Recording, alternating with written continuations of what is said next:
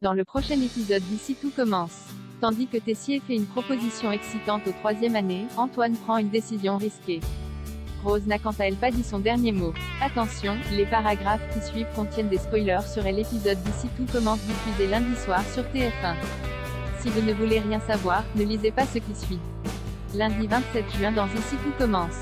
Tessier fait une proposition excitante au troisième année à la suite de sa rupture avec Célia. Théo est retourné vivre chez ses parents où l'ambiance est loin d'être au beau fixe. Il faut dire que le jeune homme estime que c'est de la faute de son père s'il n'est plus avec elle. De plus, il est convaincu qu'il a fait exprès de mettre Charlène et Célia en binôme. S'il assure que c'est Charlène qu'il voulait embêter, Emmanuel se réjouit toutefois de cette rupture. Selon lui, il allait droit dans le mur avec la fille Guessac. Tandis que le ton monte, Constance intervient et les prie d'arrêter, précisant que cette discussion ne mène nulle part. Bien qu'elle ne juge pas son histoire avec Célia, l'infirmière rappelle que c'est elle qui a saboté l'épreuve pour se venger. Et d'ajouter qu'elle ne peut s'en prendre qu'à elle-même. Pendant ce temps, Greg, Elliot, Hortense, Mehdi et Lionel apprennent qu'ils sont admis en troisième année. L'ambiance est à la fête mais Elliot et Hortense sont malgré tout un peu tristes que Célia ne soit pas auprès d'eux. Ils décident donc d'aller la voir au Marais Salant. Peinée, elle confie à ses amis s'il ne veut pas se faire l'avocat du diable, Elliot tente néanmoins de lui faire prendre conscience que Théo est dans une position délicate. En vain, Célia a l'impression que l'homme qu'elle aime est sous l'emprise de sa famille. Pour Hortense et Elliot, elle devrait en parler avec lui rapidement. Peu après, Célia se rend à l'institut et attend Théo à la fin de son service. Sans tourner autour du pot, elle explique combien Charlène lui a fait du mal. Même s'il n'a pas oublié ce qu'elle lui a fait subir, Théo signale en revanche que ce n'est pas à elle de décider si Charlène mérite d'avoir son diplôme ou non. Célia rétorque alors que ce n'est pas Charlène le problème mais toute sa famille qu'ils subissent en permanence à l'institut. Par ailleurs, elle lui reproche d'être le petit soldat de son père depuis qu'il est le chef du Douglas. Si c'est l'image qu'elle a de lui, Théo juge qu'ils n'ont plus rien à se dire. En fin de journée, Tessier convoque les élèves de troisième année au Douglas et annonce que le major de promo aura le privilège d'être son second au championnat national de pâtisserie.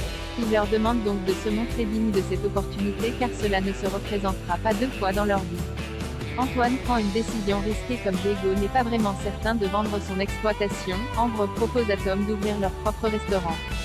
Après un an à l'institut, les deux apprentis chefs savent déjà gérer une brigade, une salle et des commandes. Bien que le projet soit un peu fou, Tom se laisse convaincre.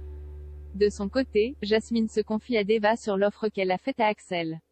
Elle n'a aucune envie que leur histoire se termine mais Jasmine sait également qu'une relation à distance ne marchera pas.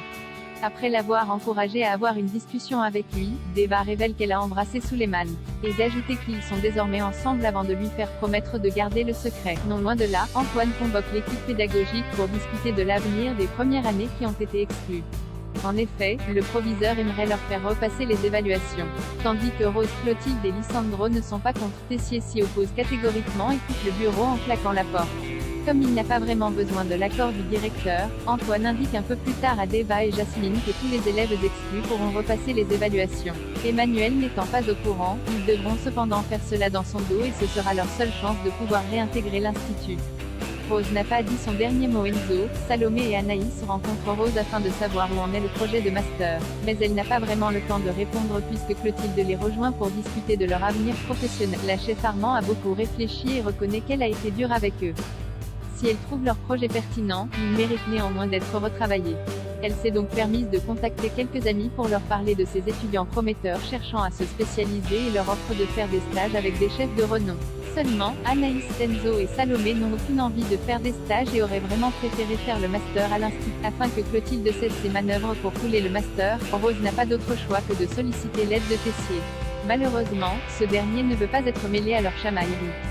Même s'il estime que ce projet de master est une excellente idée, le directeur n'entend pas se prendre la tête avec la chef Armand. Il conseille alors à Rose de montrer les crocs si elle tient à cette idée. Sur ses conseils, Rose a contacté plusieurs chefs connus pour avoir leur avis sur le master. Non seulement, ils jugent l'idée géniale mais ils sont également partants pour venir faire une masterclass l'année prochaine. Contrariée, Clotilde reproche à sa sœur d'utiliser ses contacts pour son projet. Lorsque Rose lance que ce master se fera avec ou sans elle, Clotilde rétorque que ce sera sans elle.